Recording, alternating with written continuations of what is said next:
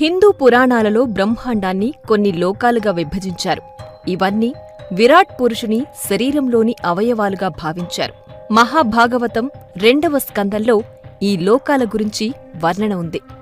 మొత్తం 14 లోకాలని, వాటిలో ఊర్ధ్వలోకాలు అనగా భూమి నుంచి పైనున్నవి 7, అధోలోకాలు అనగా భూమి నుంచి కిందనున్నవి 7. ముందుగా ఊర్ధ్వలోకాలు చూద్దాం. అవి 7. 1 భూలోకం. ఇచ్చట స్వేదం అనగా చెమట నుంచి ఉద్భవించు పేళ్లు లేదా పేరులు, నల్లులు మొదలైనవి. ఉద్భిజాలు అనగా గుడ్డు నుంచి ఉద్భవించు పక్షులు, అలాగే జరాయుజాలు స్త్రీ పశువుల గర్భం నుంచి ఉద్భవించు మానవులు, పశువులు. నీటిలో నివసించే జలచరాలు మొదలైనవి ఉంటాయి. 2వది భువర్లోకము. భూలోకము పైన ఉంటుంది.